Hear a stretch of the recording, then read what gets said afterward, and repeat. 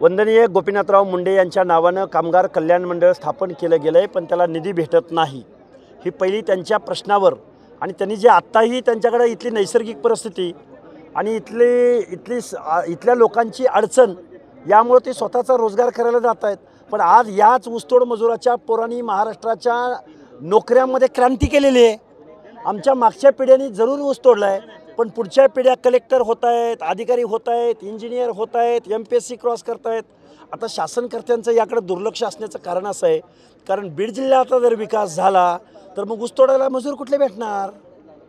त्यामुळं ऊसतोड मजूर अजून 5 वर्ष जाऊ द्या ना, अजून 5 वर्षांनी त्यांना ह्यांची लोक ऊस तोडायला उतरवावी लागतील। आमची माणसं कुठेही ऊस तोडायला जाणार नाहीत, एवढं मी आणि स्वतःच्या वैयक्तिक प्रोग्रेसवर ते पुढे येतील, कुणाच्या मेहरबानीवर अजिबात नाही। कारण आमची जी प्रतिकूल परिस्थिती आहे त्या प्रतिकूल परिस्थितीवर मात करायला आमची लोक शिकलेत।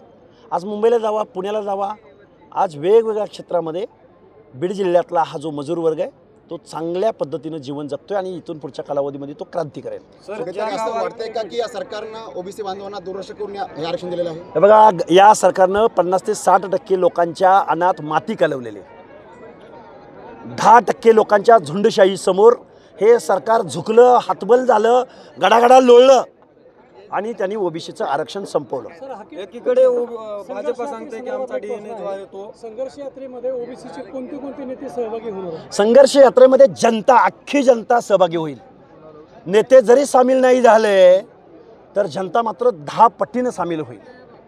त्यामुळं नेत्यांचं काम करतील, जबाबदार नेते आहेत ते, आणि त्यांनी संविधानाची शपथ घेतली, त्यामुळे त्यांना कशाला टार्गेट करायचं? ज्या पद्धतीने आपण पाहतो की अनेक मराठा नेते हे जरांगे पाटलांना कुठं ना कुठंतरी अंतर्गत असेल किंवा बाई असेल ज्या पद्धतीने सपोर्ट करतायत, तर ओबीसी नेते याप्रमाणे मागे आहेत। या सपोर्ट करणाऱ्या माणसांचं म्हणून तर आम्ही नाव घेतोय ना।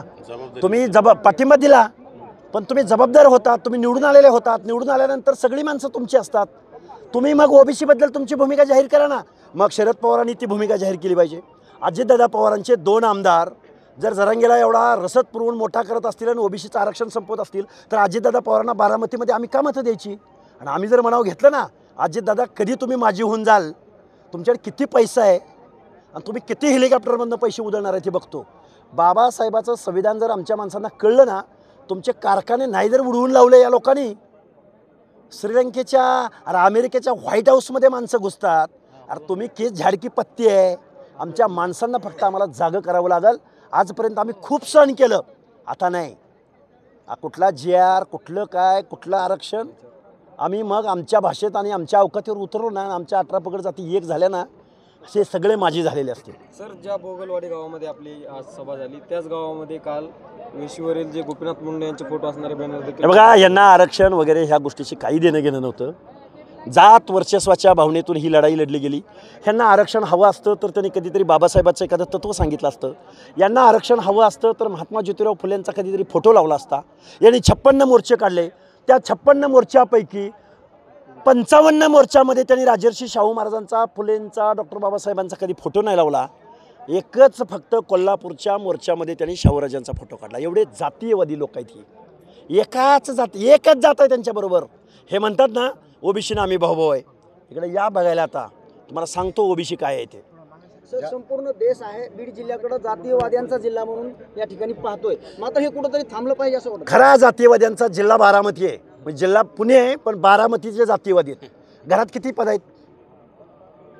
खरा जातीयवादी मोहिते बघा तिकडं, अरे 4-5 50 घराणी आहे। ताटीतनं सांडलं वाटात, वाटेतनं सांडलं ताटात, आता काय ते शब्द बी बिघडायला लागले आता। असं वाटतंय का की ओबीसी नेते आपल्या भविष्यातलं राजकारण डोळ्यासमोर ठेवून आपल्या या संघर्षाला कुठेतरी बगल देत आहेत? संघर्षाला बगल म्हणजे सगळे सामील होतील, तुम्ही काळजी करू नका। अरे ओबीसीचा मुख्यमंत्री करू पुढचा, नका टेन्शन घेऊ, चला।